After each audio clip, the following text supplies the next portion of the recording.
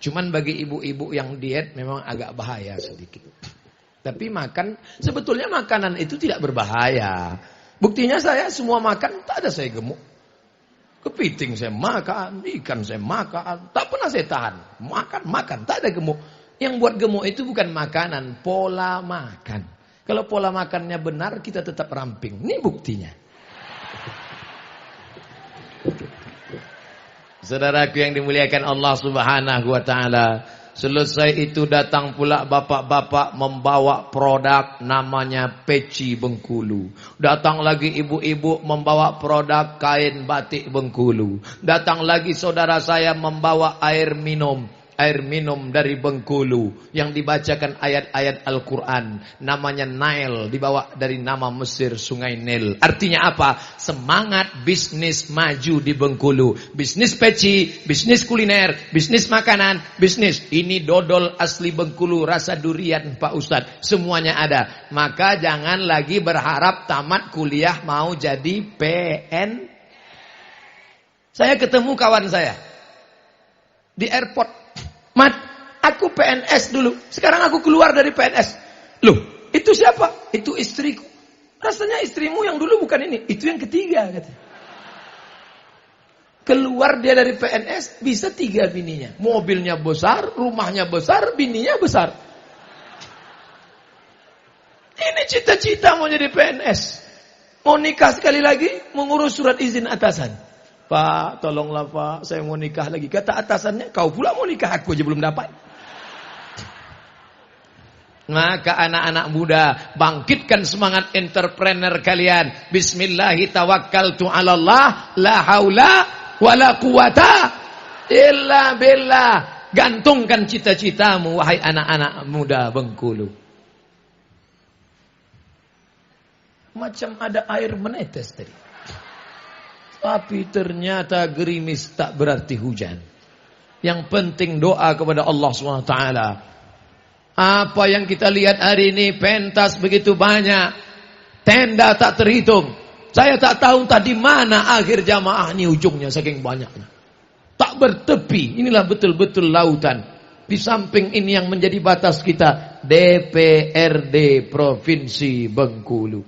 Mudah-mudahan kita diwakili oleh wakil-wakil rakyat yang memperjuangkan aspirasi rakyat.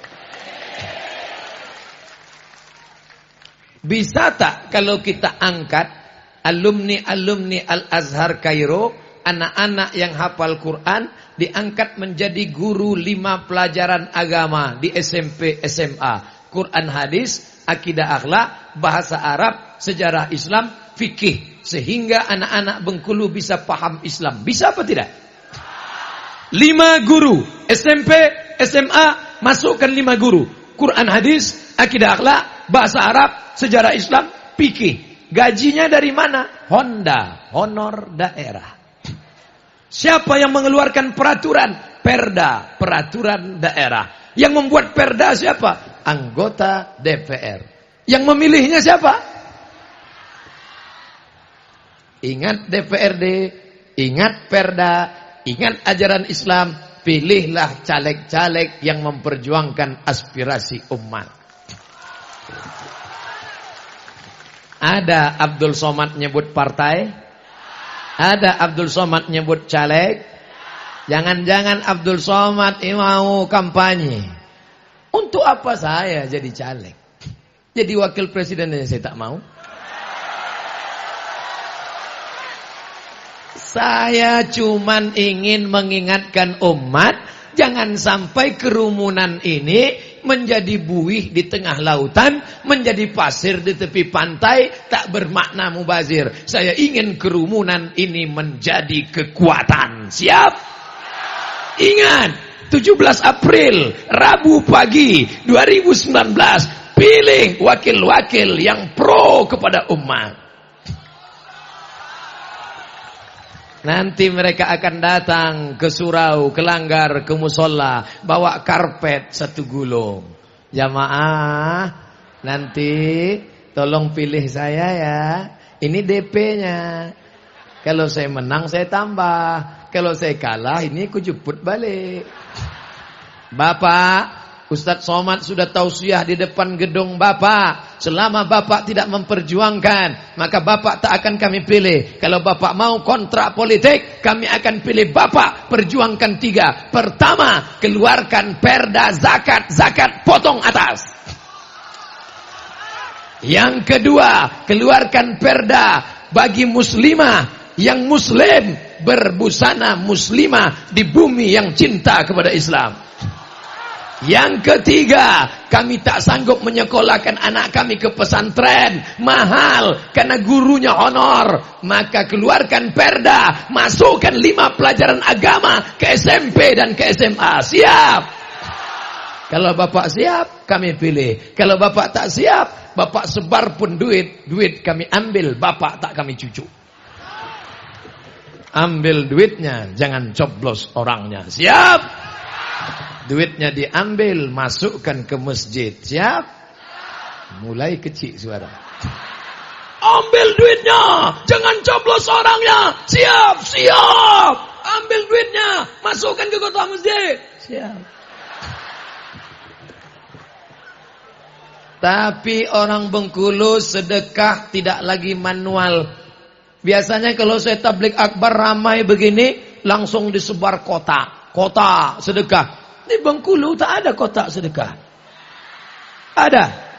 Oh, rupanya orang Bengkulu bersedekah melalui aplikasi Telkomsel. Klik. Tadi Pak Gubernur mempraktekkan, saya nengok. Klik. Nah, tulis Pak, berapa yang mau disedekahkan? Pencet. Saya tengok dipencet Pak Gubernur 06 kali. 1, 2, 3, 4, 5, 6. Dalam hati saya, kalau sampai sekali lagi picit, 7 ini. Makanya nanti kalau nyumbang hitung-hitung betul-betul. 1, 2, 3. 1, 2, 3. Karena kalau sampai salah sekali, dari 1 juta jadi 10. Apakah kalau terpencet 10 juta rugi?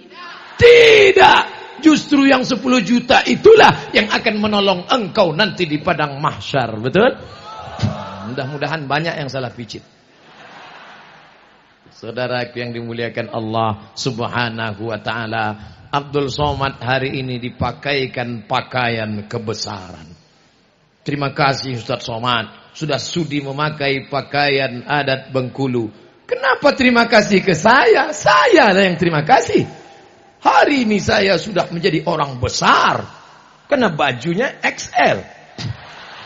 Besar. Biasanya pakaian saya sederhana aja. Pakai celana, pakai baju koko, pakai peci. 3 saja. Hari ini kain di bawah. Kainnya pula pakai benang emas. Ini nampaknya tak akan dicuci ini. Asal habis pakai jemur. Takut rusak mesin cuci. Simpan. Masya Allah. Kalaupun dicuci pakai uap aja. Masya Allah, luar biasa. Dipakaikan ke saya. Lalu kemudian pakai baju, pakai sorban, pakai topi. Cuman yang saya bingung, gimana saya mau sholat pakai ini? Tapi tadi waktu sholat ini dibuka, tetap menempelkan kening ke lantai. Jangan sombong, jangan angkuh. Kau masuk ke dalam masjid. Masjid ini bagus, masjid ini megah, masjid ini cantik. Cuman atapnya plastik. Belum selesai Pak Ustadz. Jangan lecek masjid kami Pak Ustadz. Itu bahayanya ngundang Ustadz Somad. Apa yang dia nampak, itu yang dia cakapkan. Dia tak bisa dibisik-bisik. Tak bisa dipesan-pesan. Ustadz, nanti tolong ceramah, cerita, jangan singgung masalah jilbab. Karena istri kepala dinas belum pakai jilbab.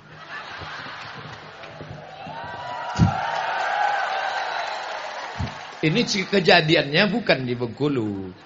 Di kantor dinas saya pernah ceramah. Ustadz, nanti kalau ceramah jangan singgung masalah jilbab. Istri Pak Kadis belum pakai jilbab. Pembahasan kita pagi ini adalah hukum perempuan yang tak pakai jilbab. Kacau Ustadz. Tak bisa dikontak ini. Akhirnya kena skor 3 bulan. Tak usah undang lagi. Itu Ustadz kacau itu. Tak bisa kita pesan ceramahnya. 3 bulan kena skor. Setelah 3 bulan telepon lagi. Assalamualaikum. Waalaikumsalam.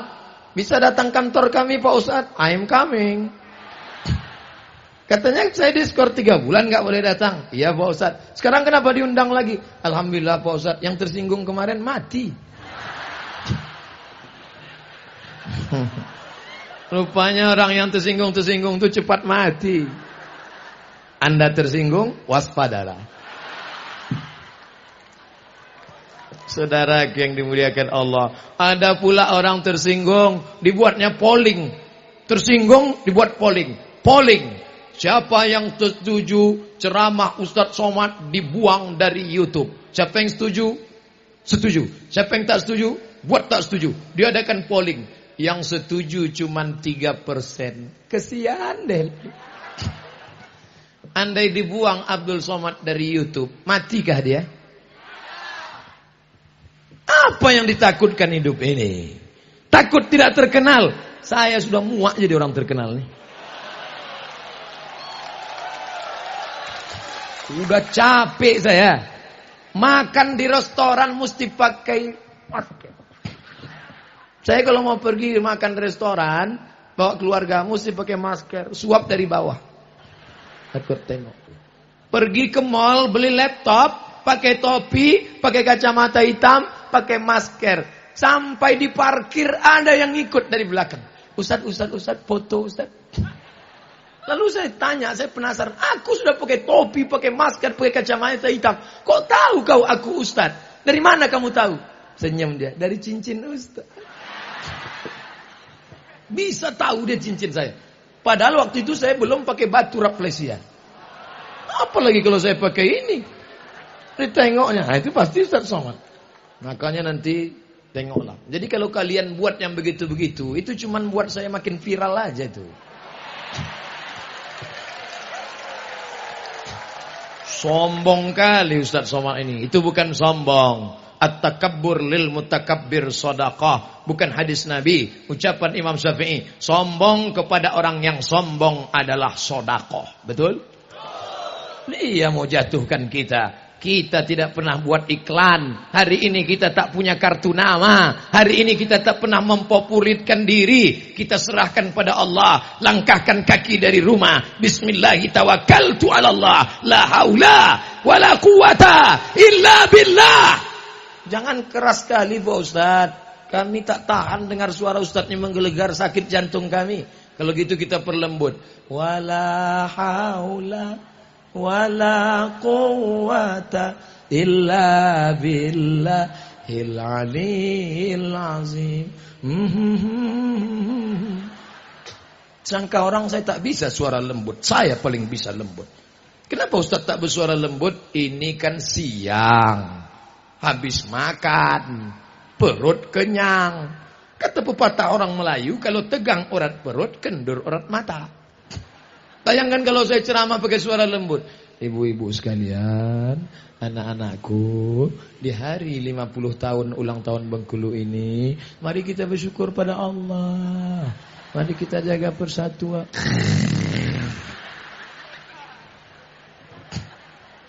Jadi sudah paham bahwa Ustadz Somad bersuara keras itu bukan dia keras, bukan dia radikal.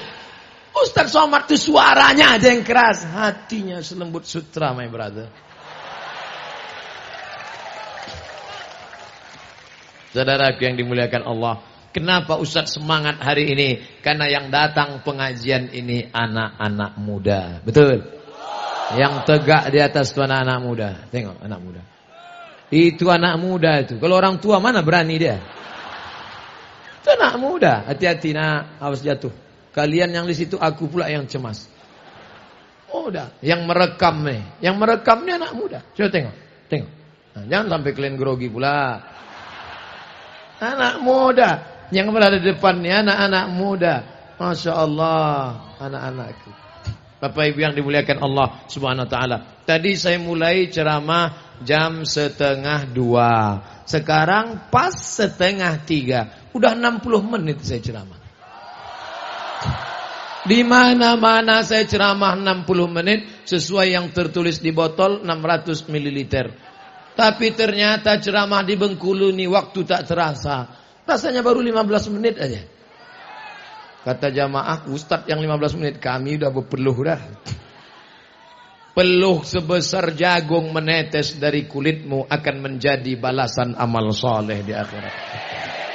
Ustadz enak di bawah tenda, Ustadz sejuk, Ustadz dingin. Sengaja aku maju ke depan supaya kita sama-sama panas. Tak kalian tengok aku panas. Kalian duduk di bawah tenda enak, adem, ayem, tentram, nyaman. Kalian yang berdiri di bawah tenda sama, aku pun berdiri kena panas juga. Apa yang bedanya? Kalian cuma berdiri, aku berdiri sambil bercakap lagi. Tapi insya Allah kita semua bapak-bapak dari kepolisian dengan seragamnya mengamankan acara ini. Ya Allah, kuatkan hati mereka ya Allah. Istiqomahkan mereka ya Allah. Bapak-bapak dari TNI, Bapak Dandim yang mengerahkan pasukannya, buatkan mereka, anak-anak mereka menjadi para penghafal Quran ya Allah. Saudaraku dari Satpol PP juga, kami yang hansip Pak Ustadz, hansip lebih dulu masuk surga. Tapi studi banding aja. Kalau amalnya soleh, dia bertahan di dalam. Betul? Saudaraku yang dimuliakan Allah Subhanahu wa taala, engkau menjadi anggota dewan, engkau menjadi ibu dharma wanita, engkau menjadi TNI Polri, engkau menjadi dokter spesialis, engkau menjadi pejabat forum komunikasi pimpinan daerah, itu sampulnya saja. Yang dibawa mati apakah baju seragam? Baju yang paling disayang Abdul Somad hari ini, inilah baju yang paling disayang. Tapi kalau mati nanti bisa request, nak, kalau ayah mati tolong kau pakaikan pakai seragam Bengkulu. Lepas. Ini yang paling sedih saya kalau lepas. Lepas semua. Cincin ini pun nanti akan dilepas. Padahal kemana-mana sudah ceramah. Jamaah sekalian. Ini pun nanti akan dilepas. Baju disedekahkan kepada tetangga. Cincin tak siapa ngambil. Kain ini akan dipakai oleh menantu. Yang akan dibawa mati hanyalah amal soleh. Kalau pernah engkau sholat tahajud ke masjid Baitul Izzah, itulah yang akan. Nanti kalau ada Pak Gubernur, Pak Wali mengundang Ustadz Arifin Ilham zikir di Masjid Baitul Izzah, datang. Ustadz Somad tak bisa membuat kalian menangis. Ustadz Arifin bisa. Jamaah, dosa kita begitu banyak ya Allah. Jamaah pun menangis semuanya. Ampunkan dosa kami. Nanti malam 1 Muharram, malam tahun baru, momen-momen itu buat pengajian. Ulang tahun kota, buat pengajian. Ulang tahun provinsi, buat pengajian. Menyambut maulid Nabi, buat pengajian. Undang para habaib, undang para ustadz. Adakan tablik akbar, adakan zikir, ngaji. Itu yang menolak musibah bala dari negeri kita ini insyaAllah. Sudah lama musibah itu ingin diturunkan malaikat. Gara-gara apa? LGBT.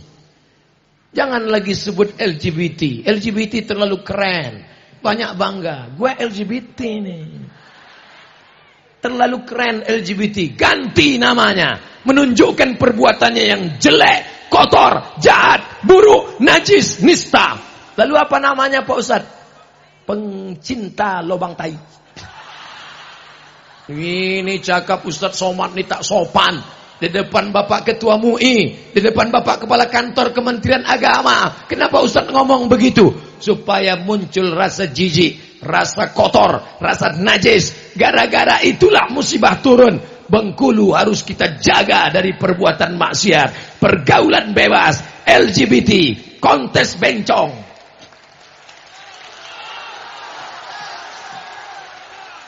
Ustadz berani ceramah gini, apa enggak takut Ustadz diganggu bencong? Ngeri juga saya. Tapi insya Allah yang ramai begini, siapa berani ganggu saya? Tapi pas pulang nanti tinggal sendiri, ngeri juga. Tapi insya Allah jamaah ini selalu mendoakan Ustadz Somad. Betul?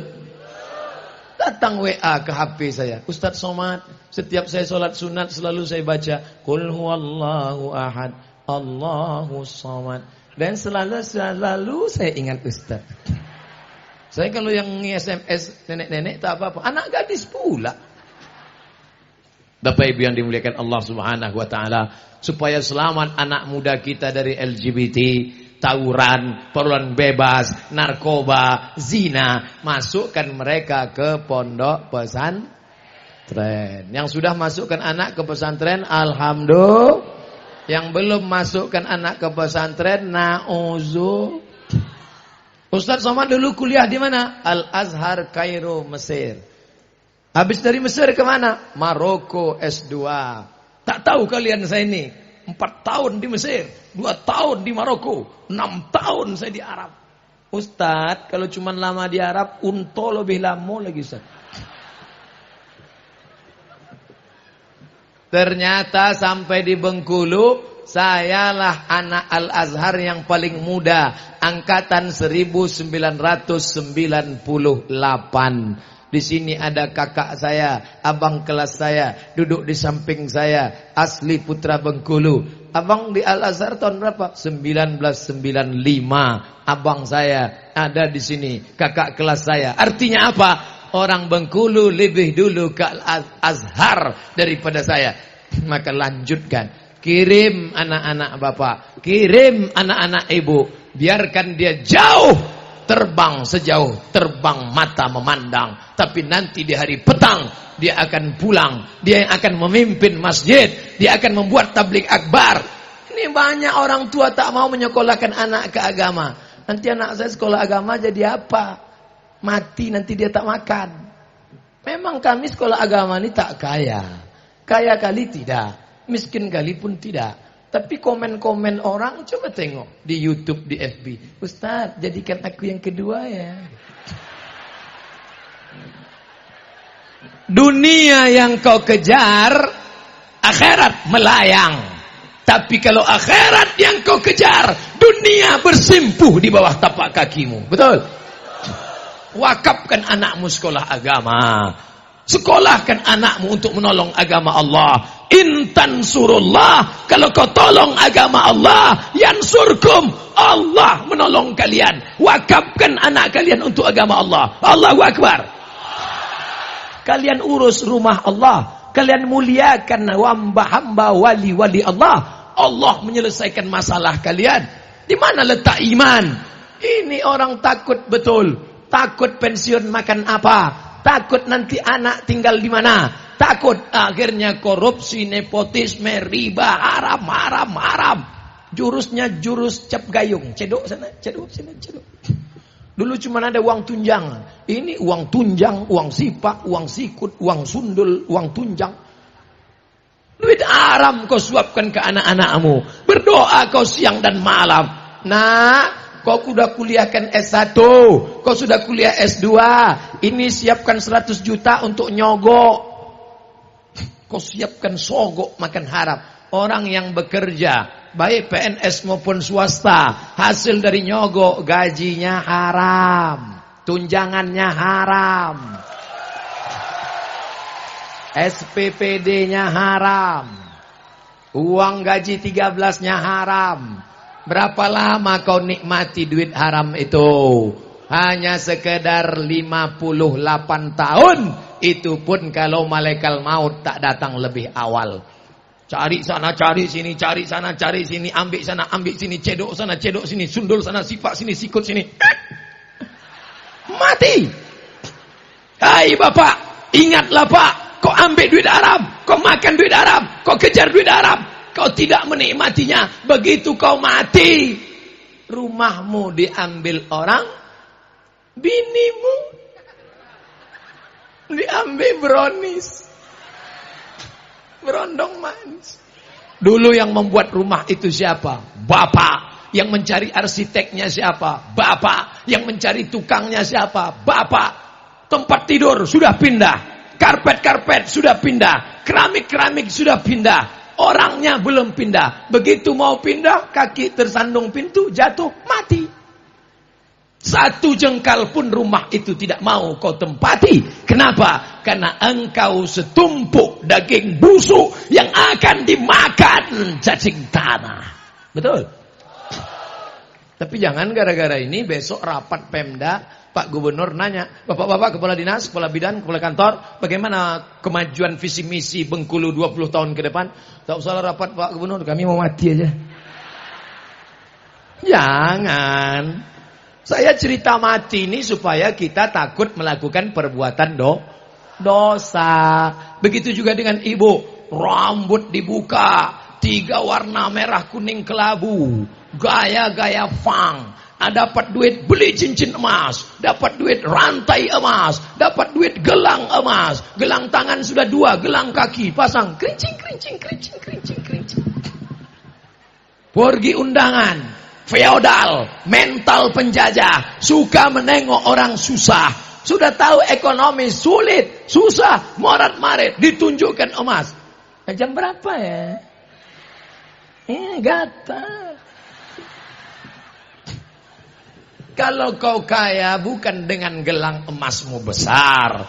Kalau menunjukkan kaya bukan dengan cincin emasmu besar. Kalau kau kaya, datang kau ke panti asuhan, sekolahkan anak yatim sampai selesai S1. Siap?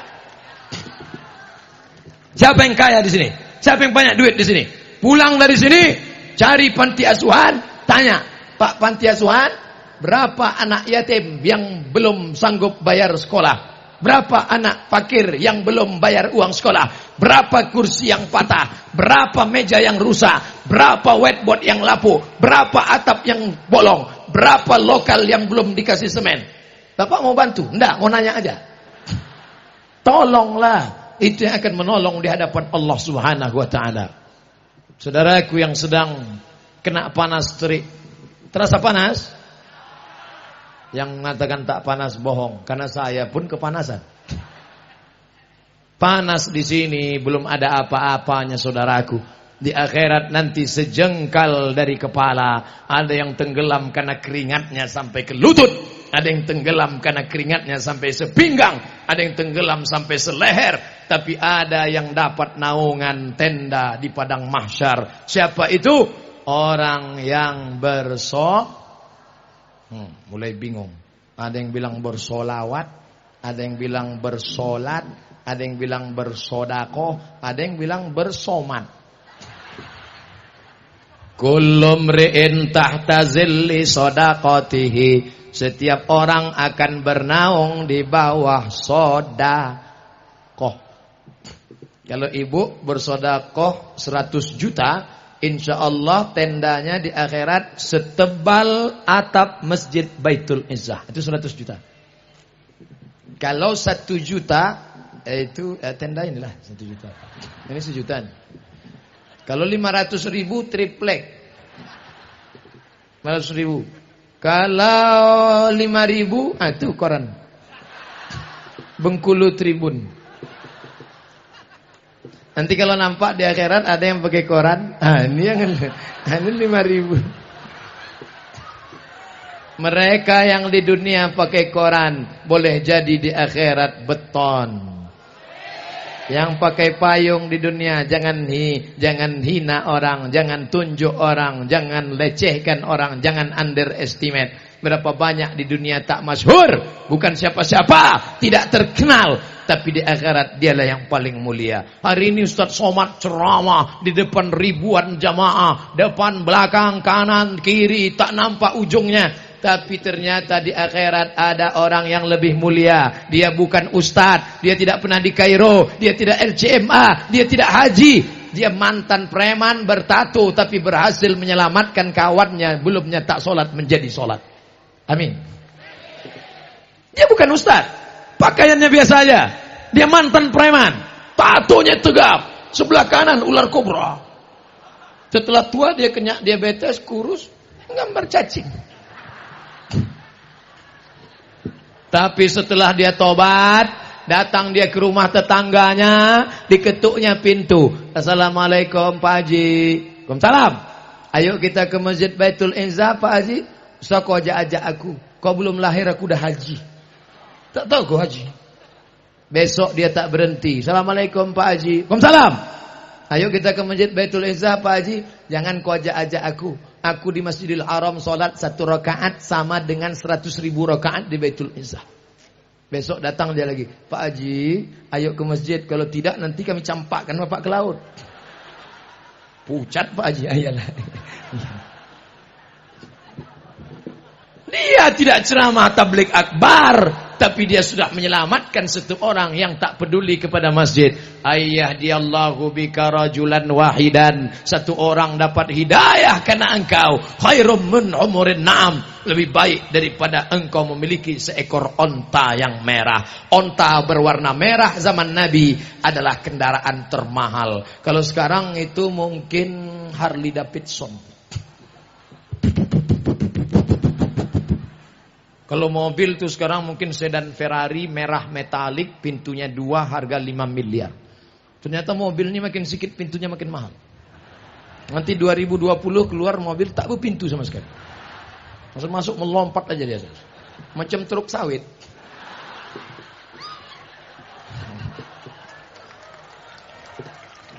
Kau sibuk apa? Kenapa tak pernah ke masjid? Aku sibuk ngurus sawit. Berapa hektar? Ya sejauh mata memandang. Itu kan bulan lalu. Bulan ini kau sibuk apa? Aku sibuk karet getah sekarang. Berapa hektar? Ya cukuplah untuk 70 keturunan. Begitu kau mati, pagi-pagi minum kopi. Minum kopi kok mati? Kopi Mirna diminumnya. Mati. Di ronsen sama dokter, ronsen di rumah sakit, nampak tertulis Mirna. Mati. Apa yang terjadi? Kebun sawit sejauh mata memandang dibagi 2. Nama hartanya Gono. Kau begono, aku begini. Hartanya 10 miliar. Kalau sawit itu harganya 10 miliar, ibu dapat 5 miliar. Dah mulai senyum. Dari yang 5 miliar, ibu dapat lagi harta warisan 1/8. 1 miliar 125 juta. 125 500 juta. Maka di tangan bulat-bulat 5 miliar 500 juta. Pergi ke salon, pakai make up. Make artinya membuat. Up naik ke atas. Make up membuat naik ke atas. Pipi yang turun. Dagu yang turun. Leher yang udah turun macam leher onta. Bisa ditegangkannya balik. Hidung yang turun suntiknya pakai silikon. Naik balik. Pas di kaca terlalu naik. Macam babi pula. Turun balik. Bayangkan itu. Bulu mata berserak. Dulu waktu gadis pertama nikah memang alis bak semut beriring, rambut bak mayang terurangi, bibir bak delima merekah, pipi bak pauh dilayang. Tapi setelah laki mati, anak do re mi fa sol la si do sol fa mi re do, maka alis tak lagi macam semut berbaris, macam PNS bubar barisan. Tapi berkat salon tadi cantik. Beli motor baru, dapat anak muda, kawin sama brownies, sore-sore jalan-jalan di Long Beach. Pegang pinggangnya kuat. Laki yang baru nanya, mana makam laki kau yang lama? Itu sana tuh.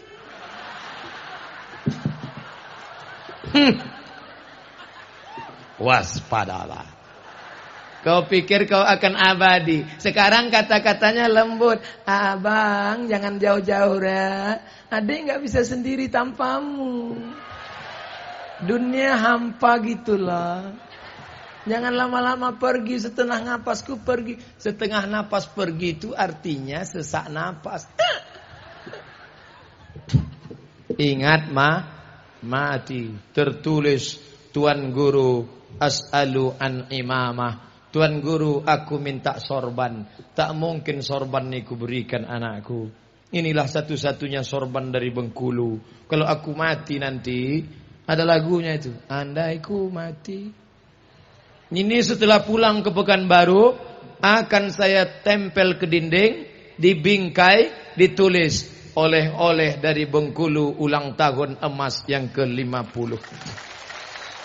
Tempel dinding. Cetak foto satu, tempel. Nanti cucu saya menengok gambar saya. Oh, ganteng juga tuh waktu muda dulu ya. Tak tahu kau waktu. Ini di mana tuh? Bengkulu. Tahun berapa nih tuh? Tahun 2018. Di mana nih dulu? Bengkulu lah. Di mana lagi? Bagi kita ke sana nanti. Nanti kalau ada orang ngundang kita ke sana lagi. Saudara yang dimuliakan Allah, masa lalu kita tak tahu, masa datang lebih tak tahu, tapi kita tinggalkan anak cucu kita supaya kita mati nanti mereka lah yang membisikkan ke telinga kita, la ilaha. Sayang anak beli HP, sayang anak kasih motor, sayang anak belikan kamera, sayang anak belikan rumah. Ketika kau mati dia lupa, meninggal engkau hari pertama dia menangis, sayang. Kenapa kau nangis? Warisannya sedikit. Bukan itu anak yang soleh. Anak yang soleh ketika kita mati dia bangun tengah malam, dia ambil air wudhu, dia tahajud. Setelah itu dia berdoa, Rabbil firli wali walidayya warhamhuma kama rabbayani shaghira. Mudah-mudahan kalianlah yang membisikkan itu nanti nak. Bapak, masih ingat Pak waktu anak kita dulu lahir? Emangnya Ustaz punya anak? Ya. Berapa anak Ustaz? 1 semata wayang. Laki-laki apa perempuan? Laki-laki. Mohon jangan kecewa, saya sudah punya anak. Saya bisikkan ke telinganya sebelah kanan waktu dia lahir. Allahu Akbar, Allahu Akbar. Tapi tidak kuat macam itu. Kalau kuat terkejutlah dia. Pelan-pelan. Allahu Akbar, Allahu Akbar. Meleleh air mata. Aku tidak ingin kau jadi pejabat tapi tak peduli agama nak. Pejabat tak lama nak. Paling-paling 1 periode, 2 periode, 3 periode. Aku tak ingin kau jadi orang kaya tapi lupa agama nak. Aku ingin saat aku mati nanti, engkaulah yang membisikkan ke telingaku sebelah kanan, la ilaha. Bapak yang belum membisikkan anaknya dulu azan la ilaha illallah, jangan diulang balik. Dan balik dari sini panggil anak. Aku dulu kau belum kuazan kan sini kau kita. Ini kita. Allahu Akbar, Allah. Apa ayah ni? Awak dah semester 3. Azan itu sunat, sudah berlalu biar saja. Tapi bagi yang akan datang, kalian yang sudah punya anak, ingatkan ke anak kalian. Anak bapak anakku juga, rumah bapak macam rumahku, tapi bini bapak bukan biniku. Hai anak-anakku, kalau ayah kalian nampak kalian sakit, kalian membisikkannya ke telinga, la ilaha illallah. Kalau anak belum ada, ibu bisikkan ke telinga suami. Asal nampak dia sakit, tapi sakit berat, nyamplok demam-demam sikit. Besok pagi, abang tak masuk kerja bang. Aku mendengar ceramah semalam agak meriang kena panas. La ilaha. Apa? Belum lagi gitu. Tapi insya Allah orang Bengkulu yang rajin pengajian, rajin iktikaf di masjid, menolong agama Allah, berdakwah. Orang yang paling rugi adalah orang yang pernah hidup di atas tanah Allah, pernah bernapas dengan angin Allah, pernah bernapas dengan paru-paru pinjaman Allah, tapi tak pernah mengajak orang ke jalan Allah. Pak Wali Kota, Pak Bupati, Pak Gubernur tidak mengajak orang ke jalan Allah dengan ceramah. Dia tidak ceramah, tapi dia tutup memberi fasilitas. Adakan iktikaf. Pegawai-pegawai, kepala dinas, kepala badan, kepala kantor yang ada kepala, yang tak ada kepala. Ajak mereka iktikaf di masjid hari Sabtu, hari Ahad, hari Sabtu, hari Ahad. Sekarang banyak pejabat iktikaf di hotel hari Sabtu, hari Ahad. Terlalu lama di hotel, terlalu enak di hotel, pulang ke rumah ingin rumah macam hotel. Bahaya. Karena bini tak mirip macam orang hotel. Tapi kalau dia selalu di masjid, ingat mati, yang selama ini sombong, angkuh, punya anak buah, punya staf, hari Sabtu, hari Ahad pergi ke masjid, bawa bros, masuk ke WC, cari WC yang paling kotor, paling bau, paling busuk, engkau gosok itu, biar sadar kau tempat kau di mana. Ustaz Somad, di sini kau ceramah orang ramai. Kalau kau turun tanganmu dicium orang, bagaimana merendahkan diri? Ambil bros, masuk ke WC masjid bros. Tapi orang lain jangan tahu. Jangan pula masuk ke dalam streaming. Saudaraku, bila kita ingin merasa diri kita rendah, gocoklah dengan cukup yang tahu hanya kita dengan Allah. Ini kalau dipeturutkan datang sombong, datang angkuh. Saya yang paling tinggi. Ada yang lebih tinggi dari saya di sini? Ada? Saya yang paling tinggi. Saya. Nanti kalau ada orang sikit-sikit saya, nah itu Fir'aun itu. Saya Korun. Saya setan. Pak, yang selalu nyebut saya di Quran itu ada 4, Pak. Fir'aun, Korun, setan, Bapak yang keempat. Apa hukum mencontek dalam mengerjakan ujian? Tolong berikan pesan moral pada mahasiswa dan siswa agar memiliki karakter yang islami. Nah, kalau kau mencontek karena takut sama guru, guru akan keluar kelas. Betul? Kalau kau mencontek karena takut CCTV, CCTV akan dimakan tikus. Tapi kau takut sama dia. Siapa dia? La ta'khudhuhu sinatun wala naum. Kalau dari sekolah aja kau sudah nyontek, nanti kalau jadi pegawai itulah koruptor, markup, nepotisme dan lain-lain sebagainya. Tanamkan integritas, kejujuran dalam anak-anak kita. Makanya diajarkan puasa 30 hari. Saat puasa, masuk kamar mandi, kunci tutup pintu, ada air. Kau haus, menengok air di bak macam cendol cincau. Apa kata setan? Minum. Kau ambil seteguk. Ada orang tahu? Jangankan seteguk, kau buka peci, masukkan kepala ke bak. Habis setengah bak. Pas mau keluar, keringkan bibir. Begitu mau keluar, merengkan kepala, buat lemas macam mau mati. Panas betul puasa hari ini ya. Tapi Allah bukakan aibmu. Tak lama kemudian oleh sebab itu jangan kau curang. Nah, Ustaz Somad 4 tahun di Mesir, 99, 2000, 2001, 2002. 4 tahun di Mesir tidak pernah mencontek sekalipun.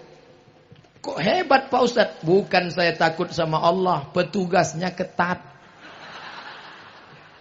Di Mesir kalau ketahuan mencontek, tangan ditangkap, dibawa ke petugas, dicabut paspor, deportasi, diusir selama 1 tahun, tak dapat visa. Tak percaya? Tanya ke Ustaz Ihsan, abang kelas saya di Mesir dulu. Kalau sampai engkau curang, maka kami di Al-Azhar Mesir ketat luar biasa. Oleh sebab itu maka jaga kejujuran. Pulang saya jadi guru, jadi dosen, ngajar. Jangan contek. Saya pengen nyontek, enggak lulus.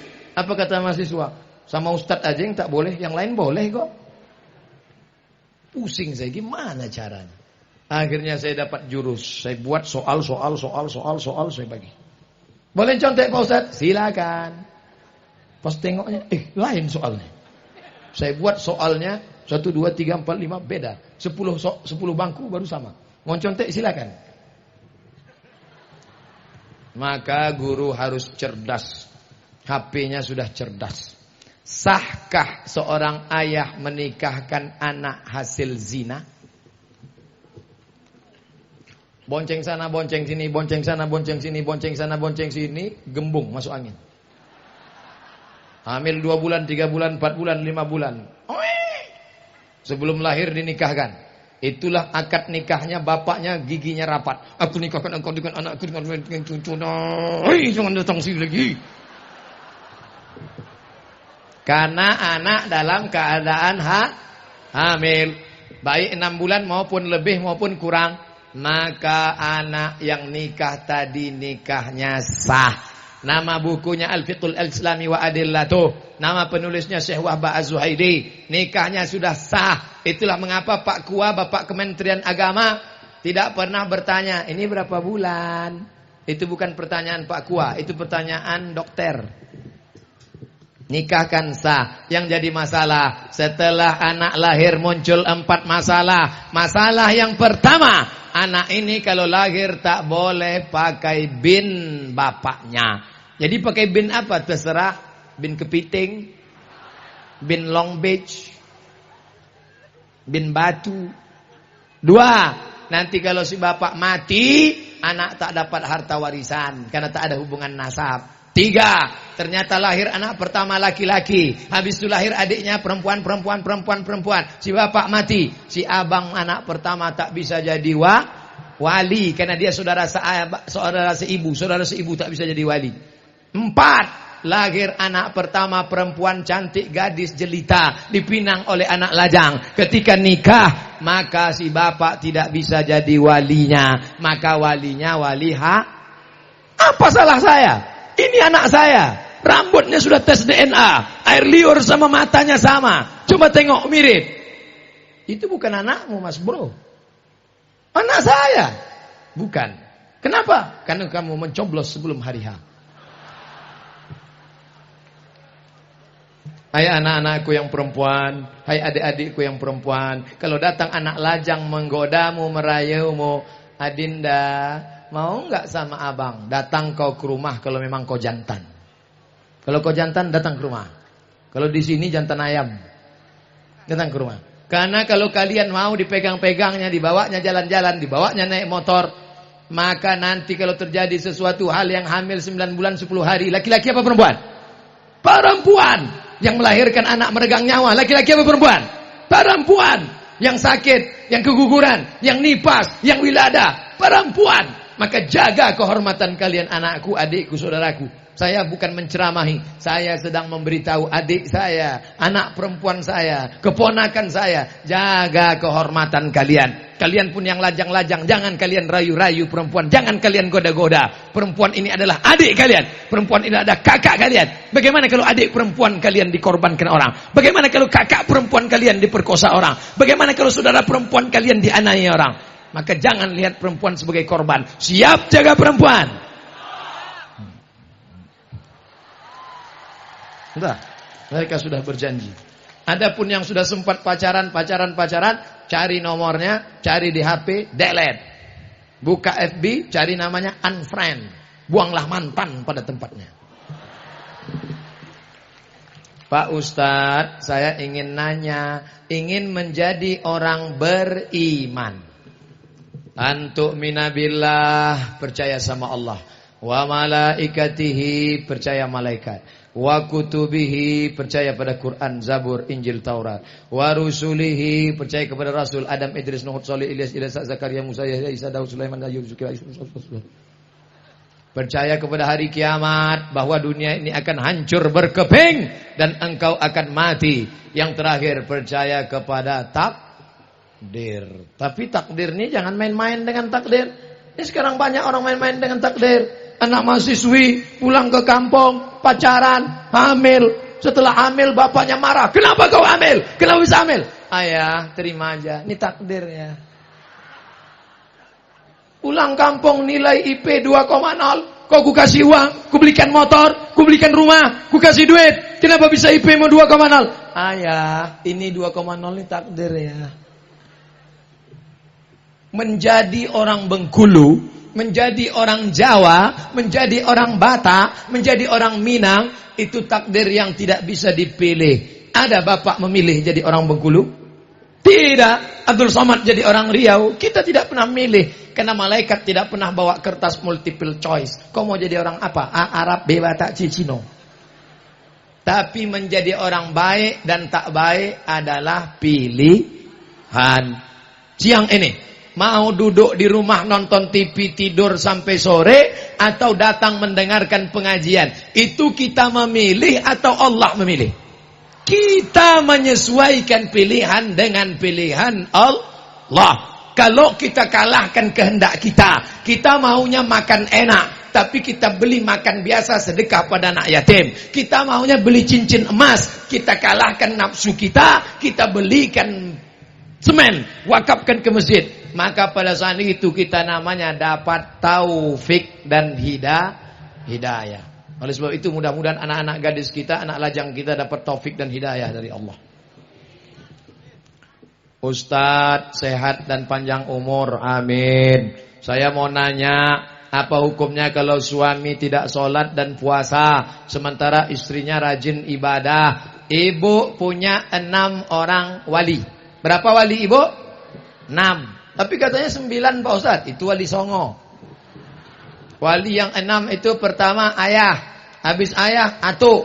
Habis atuk abang. Habis abang adik. Habis adik abang ayah. Habis abang ayah adik ayah. Ke-6 wali ini kalau ada semuanya atau salah satunya memanggil suami. Suami hantu. Dia tak sembahyang, tak puasa. Sini. Dulu kami terima pinangan engkau karena waktu kau datang meminang anak gadis kami kau pakai peci, pakai sarung, rupanya kau pencitraan. Sekarang baru kami tahu bahwa kau tak sembahyang. Maka bapak mertua tadi wali-wali. Gimana Datuk? Betul tak nih cakap saya ni Datuk? Betul. Apa kata Datuk? Walaupun hidup 1000 tahun, kalau tak sembahyang apa gunanya? Walaupun saya tak mau aja nyanyi ini. Kalau mau udah 5 album keluar. Tak ada gunanya. Jadi ibu kalau ada penderitaan jangan tahan sendiri. Tahan sendiri, pegang sendiri, tahan sendiri. Akhirnya menggumpal jadi jantung koroner. Mati, dia kawin lagi. Ibu punya wali. Saya tidak mau orang lain tahu masalah rumah tangga saya Pak Ustaz. Ini orang nggak belajar agama Islam. Adikku, anakku, kalau suamimu macam-macam, kau lapor ke wali. Wali menasihati dia. Ini sekarang banyak istri yang tak mau lapor, dia menasihati. Bang, abang sembahyang ya bang. Apa kau suruh-suruh aku? Terserah aku lah. Uang belanja punya aku. Mau sembahyang aku, mau neraka aku. Kau mau tak suruh, pergi sana. Enak aja. Ini laki Fir'aun. Ustaz, apa yang kita lakukan saat kita banyak dilanda musibah? Alladzina idza asabathum musibah. Ketika musibah itu datang, qalu, mereka berkata, inna lillah wa inna ilaihi raji'un. Pertama, serahkan pada Allah. Yang kedua, wasta'inu bis sabri, banyak-banyak sabar. Yang ketiga, wassalah, banyak-banyak salat sunat hajat. Usolli sunatal hajat, tolong kami sabar. Yang keempat, amar ma'ruf nahi mung. La ta'murun nabil ma'ruf, ajak mereka salat, ajak mereka tabligh akbar, ajak mereka pengajian. Wala tanhauna 'anil munkar, jangan berzina, jangan riba, jangan makan haram, jangan berjudi, jangan main gaple, jangan main ini, jangan main itu, jangan lupakan masjid, jangan tinggalkan mushola, jangan tinggalkan surau. Kalau tidak kamu lakukan amar ma'ruf nahi munkar, dikhawatirkan azab akan turun. Fala yustajabu lakum, kalian berdoa pagi petang siang malam tapi doa tak dikabulkan karena tidak ada amar ma'ruf nahi munkar. Dimulai 1:30, sekarang sudah jam 3:05. Kita sudah bersama 100 menit. Mudah-mudahan 100 menit ini menjadi amal soleh. Amin. Andai pun tidak menengok jam, saya sudah tahu bahwa saya sudah ceramah 100 menit. Dari mana? Dari rasa kesemutan. Ceramah sudah, jawab pertanyaan sudah, yang terakhir baca doa. Semua masyarakat Bengkulu baik yang hadir maupun yang jauh di kampung halaman yang menyaksikan streaming, aminkan doa ini. Ala hazihin niyah wa kulli niyatin salihah. Al-Fatihah.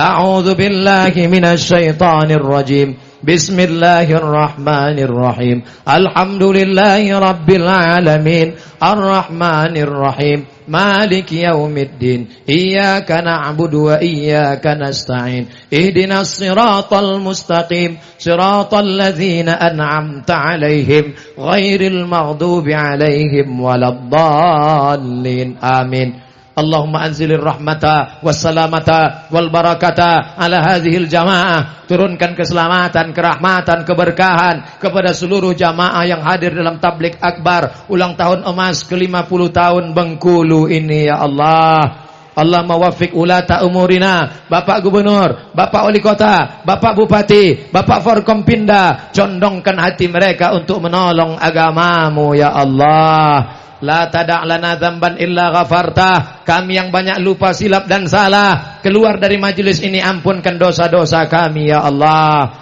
Wala dainan illa qadaita. Kami yang dililit hutang, selamatkan kami dari riba ya Allah. Wala aziban illa zawajata. Yang lajang yang gadis ingin menikah, berikan jodoh yang saleh dan salihah. Wala raghiban illa anjabata. Yang sudah nikah belum punya anak, berikan anak yang baik-baik para penghafal Quran ya Allah. Wala maridan illa syafaita. Ada di antara kami yang sakit, lapangkan hatinya, bukakan pintu hidayah, sehatkan sesehat-sehatnya, tidak kumat untuk selamanya ya Allah. Wala mayyitan illa rahimta. Nenek kami, datuk kami, pejuang kami, ibunda kami, ayah kami, keluarga kami yang sudah mendahului kami, jadikan kuburnya salah satu dari taman surgamu ya Allah. Jangan jadikan kuburnya salah satu dari lubang nerakamu ya Allah. Allahumma dafa'anna al-ghala wal waba wal fahsya wal riba wal zina wal liwat wal munkar. Selamatkan Bengkulu dari malapetaka, bencana, musibah, gempa, segala macam yang bencana merusak alam semesta. Jauhkan dari narkoba, jauhkan dari seks bebas, jauhkan dari zina, jauhkan dari LGBT, jauhkan dari perbuatan keji dan mungkar ya Allah. Rabbana ighfir lana dzunubana, ampunkan dosa kami, wali abaina, ayah kami, wali ummahatina, emak ibunda kami, wali ikhwanina alladzina sabaquna bil iman, saudara kami yang sudah mendahului kami dengan iman, wali azwajina, pasangan hidup kami, wali zurriyatina, anak cucu cicit keturunan kami, wali man hadarana, semua yang hadir di majelis ini bersihkan dosanya ya Allah. Waliman ghaba anna, yang jauh mendengarkan juga ikut terampuni ya Allah. Allahumma khtim lana bihusnil khatimah wa la takhtim alaina bisu'il khatimah. Allahumma ja'al akhir kalamina, jadikan akhir kalam kami ketika ajal kami tiba, jadikan yang terakhir keluar dari mulut kami la ilaha illallah. Allahumma ja'alna minat tawabin, jadikan kami orang yang bertaubat. Wa ja'alna minal mutatahhirin, jadikan kami orang yang menjaga suci.